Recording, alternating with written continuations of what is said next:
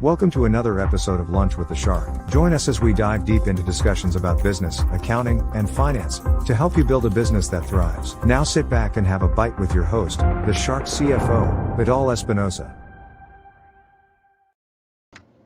Hello, good afternoon. Welcome to a new edition of Lunch with the Shark. How you guys are doing? I'm going to tell you one thing. We are burning up here in San Diego. Your house, it's in Chula Vista, California. We are really close to the border. It was funny because last meeting on Thursday, one of my last meetings that we had on Thursday, Alex, hey, what's up? How are you? He said, you guys know Vidal lives in a place where you can just throw stones to the border. It's not that close, but he's right. We are really, really close to the border, to Tijuana, Mexico. Whomever it's not from this area, we actually are extremely close to the border. We are like 7 minutes from the border. We might be crossing the border today. There's no haircut places open here in the U.S., so we're gonna have to cross the border to go and get our haircuts, because really, look at my hair, it's a mess, and I am afraid of cutting my hair myself, so I might be crossing. My nephew recommended me this place where he goes, so I'm gonna trust him and see how things pan out. So that's what we're doing later on today. So we'll figure this out.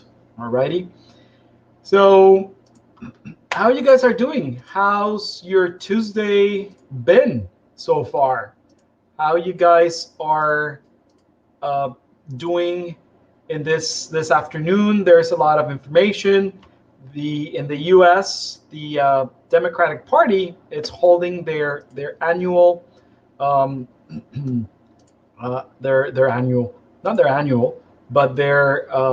elections convention, and next week it's the Republicans. The Democrats are supposed to confirm Joe Biden for the presidency, to run for the candidate to the presidency, and next week it would be Donald Trump's turn. So things are happening in the U.S. There's a conflict with the USPS, United States Postal Service, in the U.S., as you might know, and a lot of things are moving. The economy still the same. There's nothing moving up or down. So far, at least things are not going down, which is a good thing. So it's an interesting time in the world. So to continue with our conversation from yesterday with risk assessment, I personally come from a long line of entrepreneurs. My dad was an entrepreneur.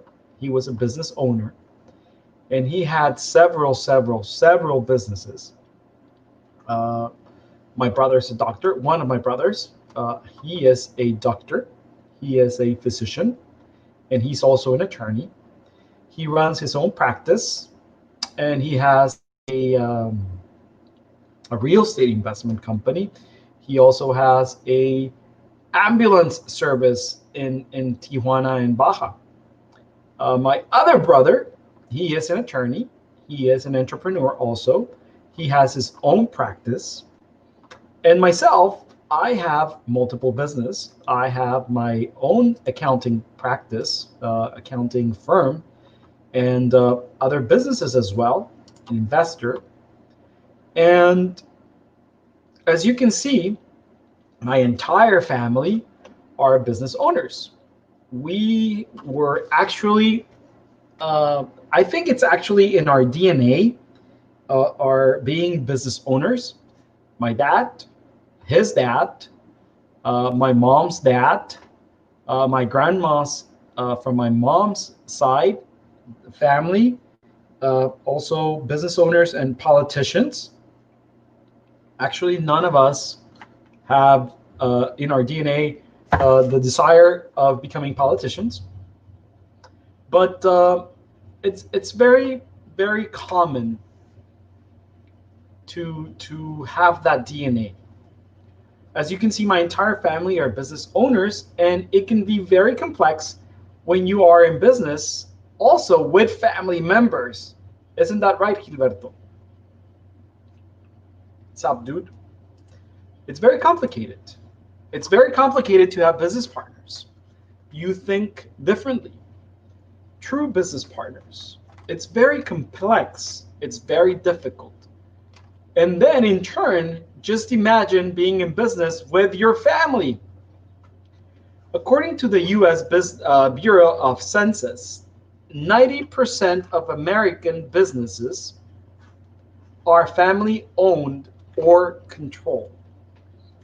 90% of American businesses are family owned or controlled, ranging in sizes from two-person partnerships to Fortune 500 firms.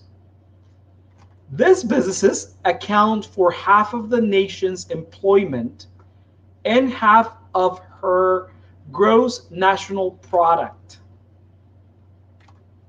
GDP. Imagine that. Half of it, employment and GDP. So you can see there are a lot of family-owned businesses, a lot. Nevertheless, let me share a little bit about my experience with family business. And I'm going to open up my book, my personal book. My dad passed away in 1985. Suddenly, as everybody does. Nobody expects to die unless you're sick and you prepare. Unfortunately, for us, my dad passed away without a succession plan in place, without a will or a trust. We were really, really young. My younger brother, he was like 1 year. I was 10, 11. So, and my mom, she was alone. She had no brothers or sisters. She's a single daughter. And you can imagine, everybody went out for everything my dad owned. Unfortunately, family members on my dad's side took advantage of my mom. She was this little young woman that had no idea how to run my dad's businesses. She had no idea as to the extent of my dad's assets or businesses, transactions, or things like that. So unfortunately, that's life. They took over, they kicked her to the curb, and they said, whatever is in this box, it's yours. You have nothing in this businesses. These are all ours. Bye. See ya. And that's how it panned out. See ya. Whether my dad built them up, whether it was true that it was theirs, whether it was true that it was my dad's, nobody knows. It is what it is. Whether they took it, whether they stole it, whatever it is what it is. She turned around, left, and that was it. There was no succession plan. There was nothing in writing. There was no will. There was no trust. There was nothing. We were not expecting my dad to pass away at a young age. And it happens. It happens in most families. Even with wills, even with succession documents, at least it's a bit more complex to overturn one of those. It's not impossible, but it's a little bit more complicated. If my dad would have passed away with a succession plan and with a will and a trust, it would be different. It would have been different if his family would have kicked out my mom out of the businesses and said, this is ours. Well, this document says different. So in hindsight, it was nobody's responsibility other than my dad. Unfortunately, it was his responsibility to leave everything in writing and say, hey, this is my wish if I pass away. So this people, this person, this, blah, blah, blah, blah, blah, will take over my businesses. One thing is would have been for him to say, hey, let me appoint this people, this persons, this consultants, so they can run the business until any of my sons, any of my descendants, anybody else that I select would take over or come over after their school, after whatever it is, we'll see for them to run the company. I have taken steps in that sense. We have taken steps in that sense. Why? Because we learned from experience. Why? Because we learned firsthand what would happen, right?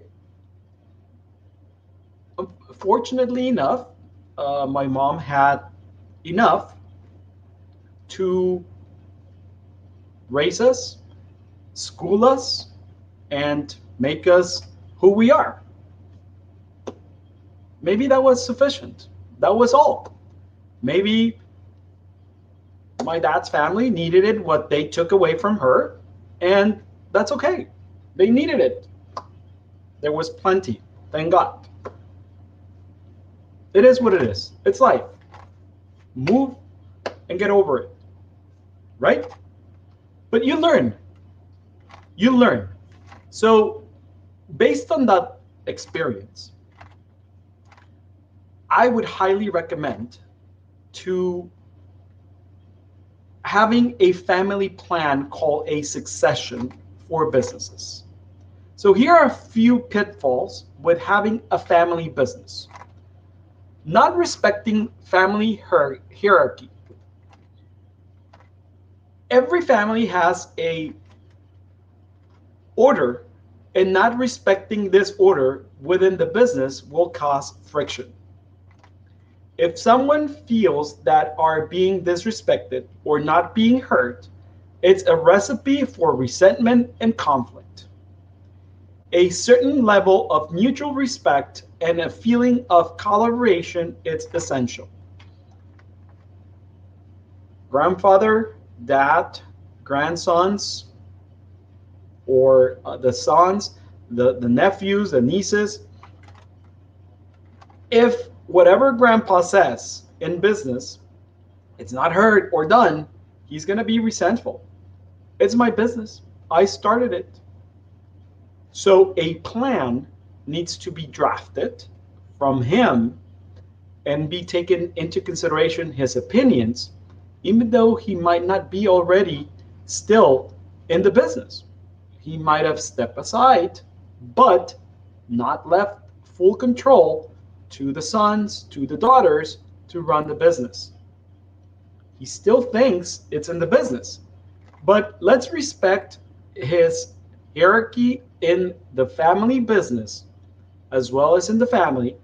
Listen to his opinion and advice. Listen to his advice because he's been in a few rodeos more than us. And let's write it up in a succession plan. Okay? In a family succession plan. A succession plan is one of the most critical parts of running a business, but it's also one of the most frequently ignored pieces documents that we must have. Even the most conscious business owners often put it off because they're afraid. They're afraid that if they write a succession plan, they're sealing the coffin and they're dying. That's not true. It's also true with our will or trust. We are already planning for the future and we haven't even died. But that's life. They wait until they are ready to retire to think about who will take over the practice, the business, the store, whatever it is, how it will be run, and how to transition existing clients to the new leadership team. You need to involve them. Okay? This affects the hierarchy. Neglecting to define or agree upon roles. It's important for family members to take an active part in choosing and defining their roles within the business. You, as the top, as the head, you need to start introducing whomever is going to be the next you in the business to the clients, to the vendors. Because if they want to talk to you, clients want to talk to you because you are the expert. They know you as the expert. They know you as the head of the company. You need to start introducing the next person in line, the next succeeding person who's ever going to succeed you. And you need to start providing them authority. You need to include them on some of the meetings, on some of the negotiations with the vendors, so they respect them as they respect you. So they know that if you're not in the office, if they know that you left on a 3-month vacation to the middle of the world without a cell phone, an internet, a computer access so you can respond emails, they respect this person and they actually follow their lead. But at least you point them, you appoint them, you give them the validation. That's very important. You give them the validation of that role. Make those roles official by including them on the title, creating business cards and including the position on the website, by presenting them in any and of your meetings to your clients and vendors by, hey, this is so on. Let me give you an example. I know for sure that Miguel Angelito, my nephew, he's not going to be um, a a doctor, and he has said it multiple times. He's not going to be a physician, right? I'm not sure he's going to be an accountant either. But at least if he decides to join us in any of the roles in the firm, on Invictus Advisors, I'm going to make sure that my clients, our clients, and our vendors know who he is, know the role and the important or vital piece in the business that he will become, that he will be. Obviously, not at the beginning. My dad used to say, you need to know how to do it before you give orders. I'm actually going to make him start from the bottom. Not because he's the nephew of the owner, I'm going to grant him slack. Maybe he's going to be the most seen and requested individual in the firm to excel. That's what I expect from everybody. Excellence. At least give everything that you have.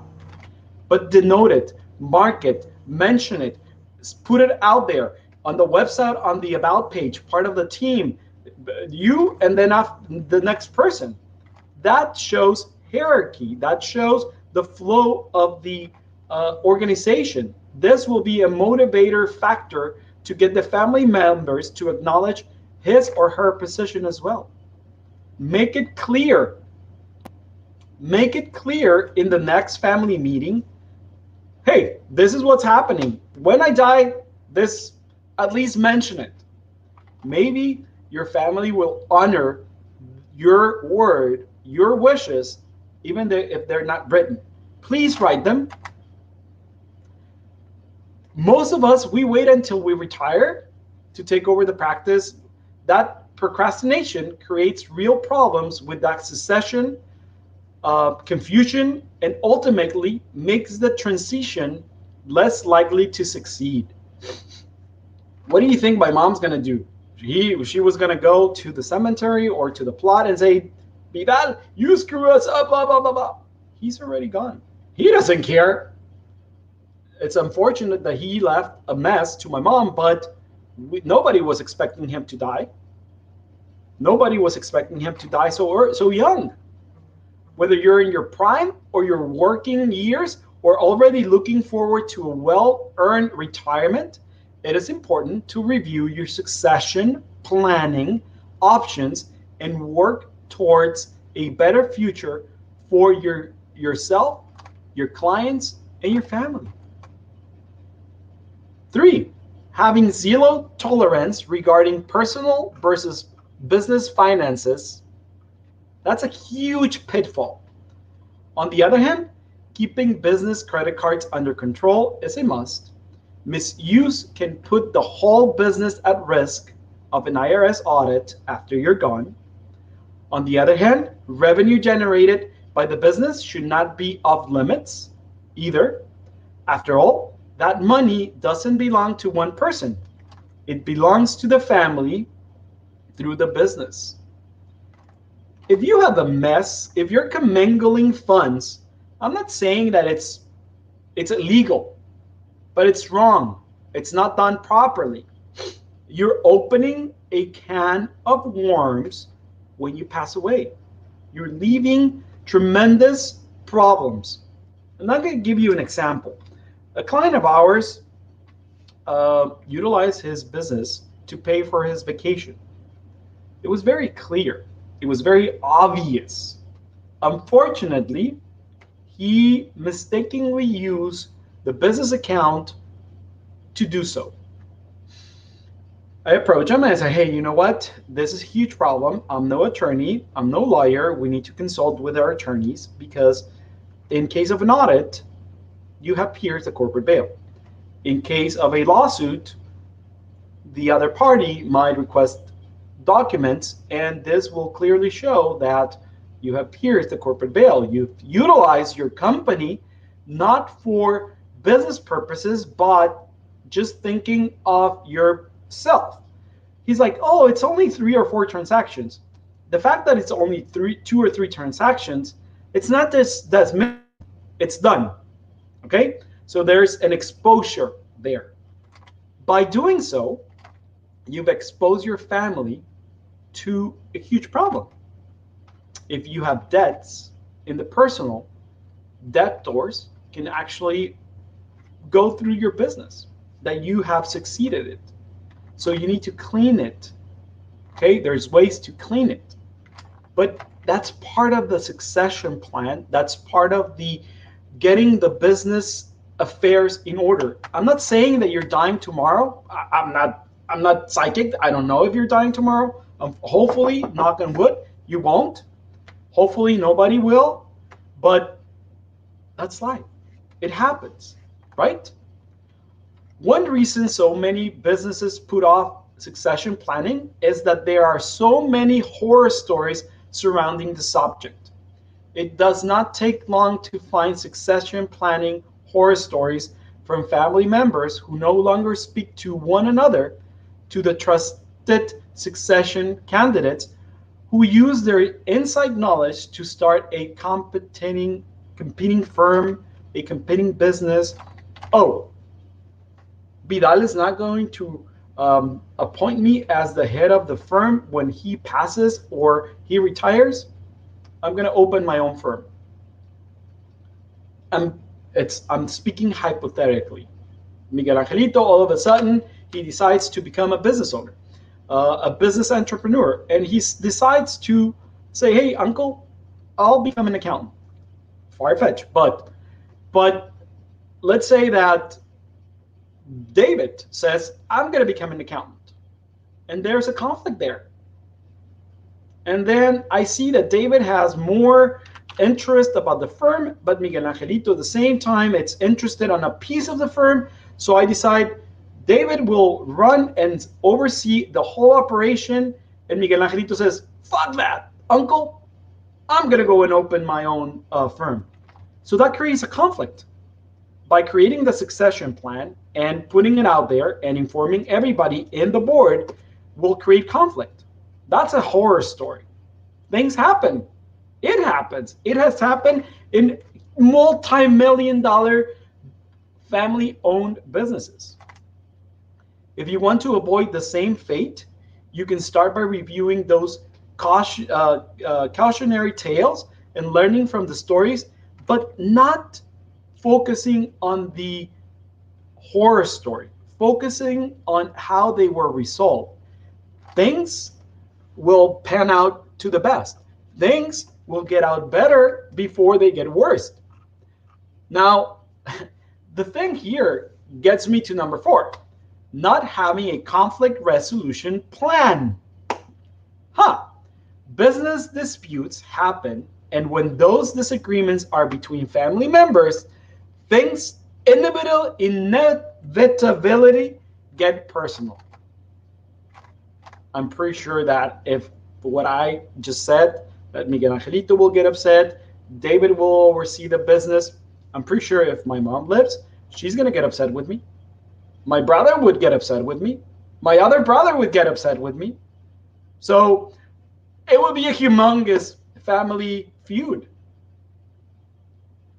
But if we find a way to resolve that conflict, to avoid conflicting, spiraling out of control, let's make sure everybody signs an agreement that states any dispute is to be handled by mediation or arbitration.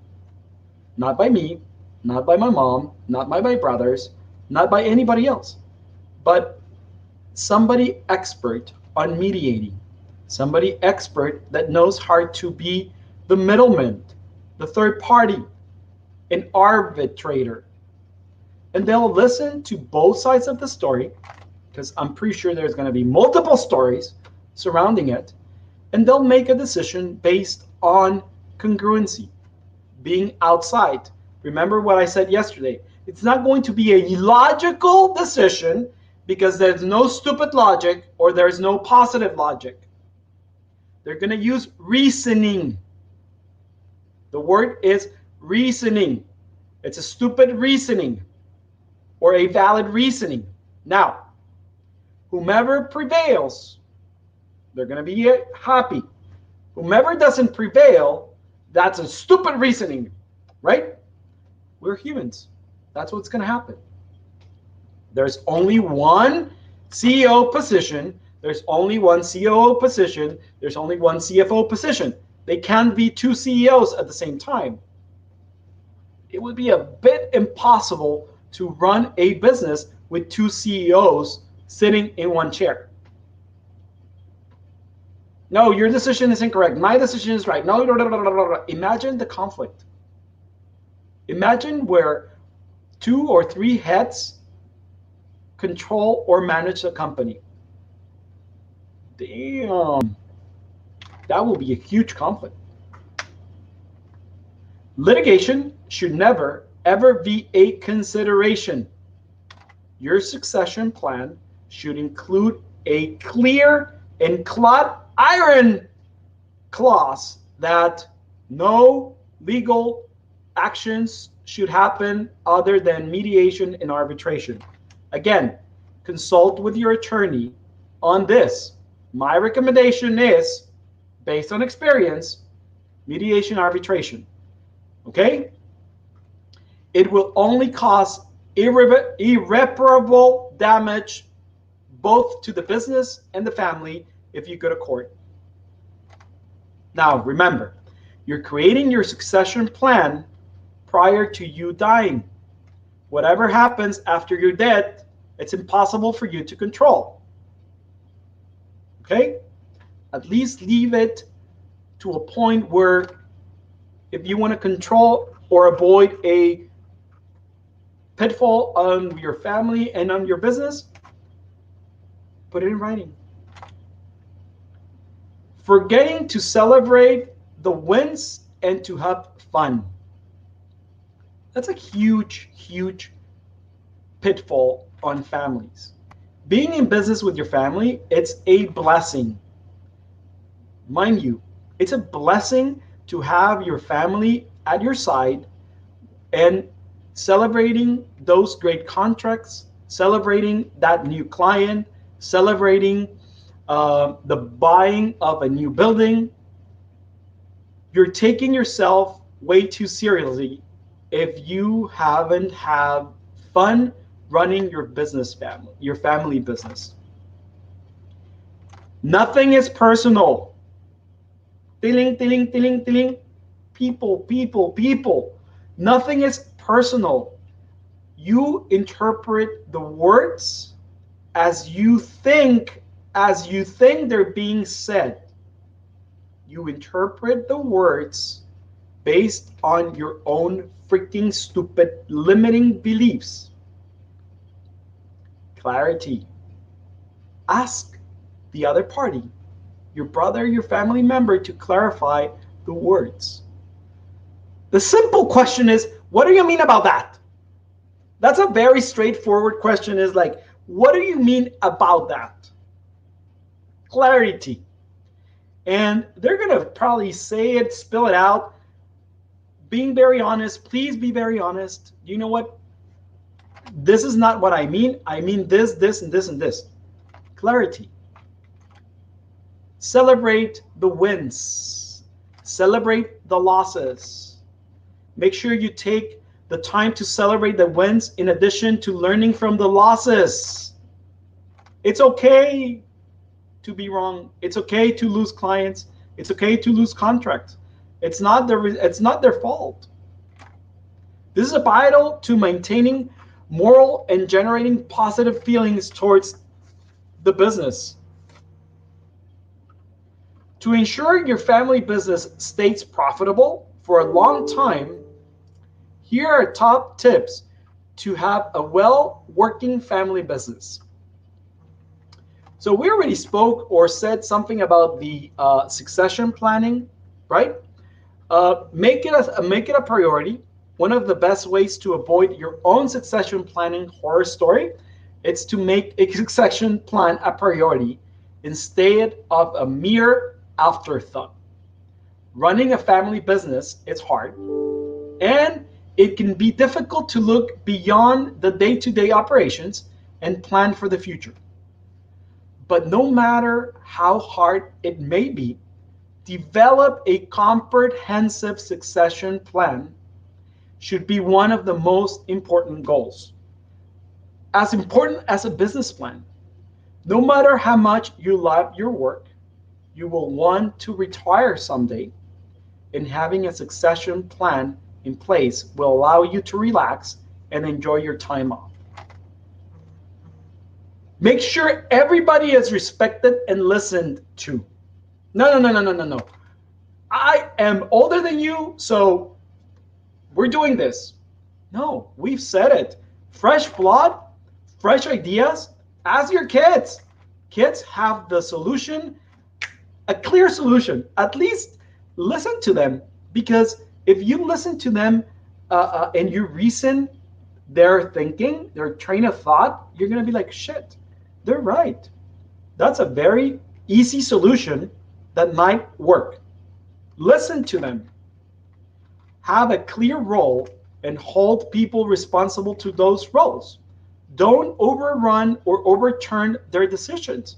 Respect them, value them, give them the expert level that they're in. If somebody comes from your family and say, hey, this might work, blah, blah, blah, blah, blah, listen to them and respect the decision that they make. Make them responsible of that role, but also at the same time, hold them accountable for it. Okay? Keep finances under strict control. My recommendation is don't allow family members to manage money. Don't. Please don't. Don't let family members own different businesses that are yours. That's what happened to my mom.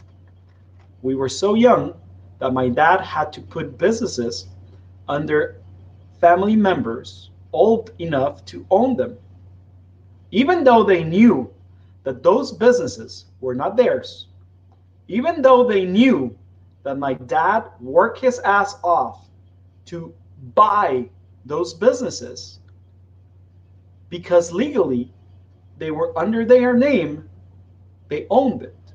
So they said very easily, nope, Anita, this is not yours. It's under my name. Yeah, but I have the checks from the bank account from my husband that he paid for them. Yeah, but it was a gift. And what can you do? There's nothing you can do. Legally, it was under their name. Morally and ethically, they knew, which is different, they knew that it did not belong to them. Nevertheless, it's under my name, it's mine. And now what are you going to do? Sue me? Sue me. So keep finances under strict control. Always remember to celebrate the wins. Always remember to celebrate the wins. Even losses are wins. So if you're having trouble deciding or figuring out how to create a succession plan, how to move forward to the future, give us a call. Let's have a conversation. We have experts in our team that can handle and manage these situations. They can help you create and put in place a succession plan, internal controls, board of directors, anything that you want, so you can have a peace of mind and not leave problems when you retire. Retire nicely, easily, go and buy that boat that you want and relax and forget, throw away your cell phone, and they're not going to call you and say, you left me a mess. We can help you with that. Visit our website, invictus-advisors.com/shark. You can book a consultation with us, and we'll talk to you about a succession plan, your internal controls, and ways that we can help you plan for the future. You created a business plan. You already have a business, a successful business. Now let us help you move it towards the future. Again, you might not be eternal. I'm pretty sure you're not going to be eternal. Maybe your kids want you to be forever and ever. I want my mom to be forever and ever, but it's unrealistic. Someday she's going to pass away, and now it's going to be us who are going to be taking over whatever she has. Same you. Your dad, your mom, someday, hopefully, very, very, very hundreds of years from now, she'll pass away, and you'll take over the family business. But for now, let us help you create that plan. You can update it at any time. You can change it at any time. Well, not you, them. Okay? So reach out to us, call us, email us, send us a video request, whatever it is. Invictus-advisors.com/shark. A team member will get on the phone call with you, 15, 20 minutes. Last week, I actually had a consultation with one of our daily spectator, Marla. How are you? How's things going? And I hope I gave her good information. And there it is. It wasn't 15 minutes. I didn't care because I enjoy it. So follow us on YouTube. Subscribe to our channel in YouTube.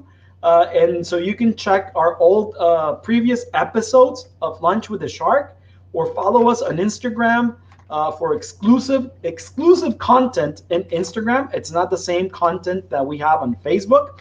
We have very special nuggets there, and we have special appearances and special guests. So follow us there. And I'm going to finish today's conversation with you with a quote from a fifth generation chairman and CEO of S.C. Johnson & Son. They actually created and sell Windex, Raid, and other household cleaners. So it's the CEO, S.C. Johnson and Son. His name is Fisk Johnson, and he says, one of my key objectives is to ensure the family is proud of the company and feels a part of it.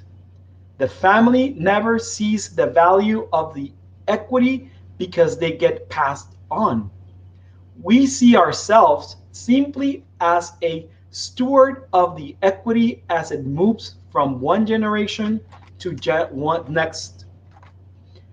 This actually tells us how vested and proud of their previous fourth generations they've done for the company. Not because of the equity, not because of the proceeds they're getting from this company, but because of what they built. They actually built a true family business. It's been a pleasure seeing you. Think about this. Give us a call. Bon appetit, and see you tomorrow. Thank you for listening to Lunch with a Shark. If you would like to set up a consultation with the Shark CFO, Vidal Espinosa, visit his website www.invictus-advisors.com, and don't forget to subscribe on Facebook, Instagram, YouTube, Twitter, and LinkedIn.